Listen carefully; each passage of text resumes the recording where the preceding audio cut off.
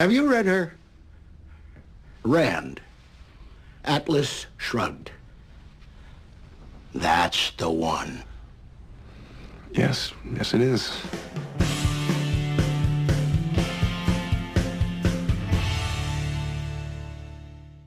Few American authors have shared the initial commercial success, much less the immense staying power of Ayn Rand, author of the novels The Fountainhead and Atlas Shrugged, and a host of nonfiction books that continue to sell hundreds of thousands of copies a year. A quarter century after her death, Rand is still showing up all over popular culture. I ate Atlas Shrugged.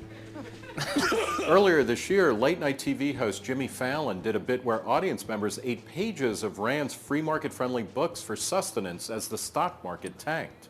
Give me 2 Fountainheads. Wait, I'm sorry, you're getting 2? Yeah, what? I'm hungry.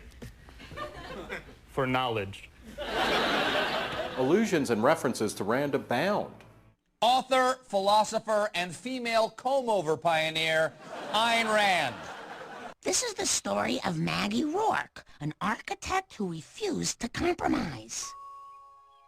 Throughout the ages, the finger painter, the Play-Doh sculptor, the Lincoln logger stood alone against the daycare teacher of her time. She did not live to earn approval stickers. She lived for herself. Reports in Variety and Hollywood Reporter insist that true-believing Rand fans, Brad Pitt and Angelina Jolie, are very close to rolling film on an A-list version of Atlas Shrugged. In fact, half of Hollywood seems to be devotees of the one-time script girl for Cecil B. DeMille. Rand even has fans in Congress. Ayn Rand does the best job of making the moral case for democratic capitalism more than anybody else. In an age of massive taxpayer-funded bailouts and proposed tax hikes on the wealthy, people are looking for an alternative and finding it in Rand's work.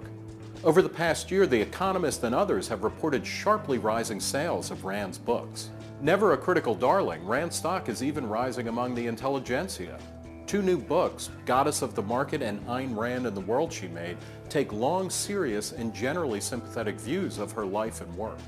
What's so appealing about Rand? And why is she hotter now than ever? We asked Reason contributing editor Kathy Young, who, like Rand, left the Soviet Union for the United States.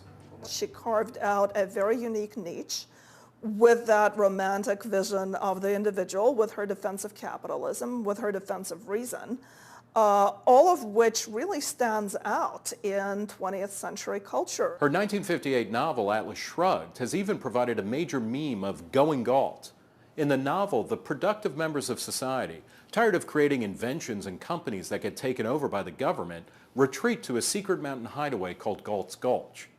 In a country where the government seems hell-bent on taking over everything from the financial sector to automotive companies to healthcare, more and more people are asking, why should they continue to produce anything if it will only be taken away via taxes, regulation, and destructive government policies? Without getting terribly panicky about it, I think it is definitely worth remembering as a cautionary tale. Whether or not anyone actually ends up going galt, this much seems clear. Ayn Rand will be even more relevant to the 21st century than she was to the 20th. For Reason TV, I'm Nick Gillespie.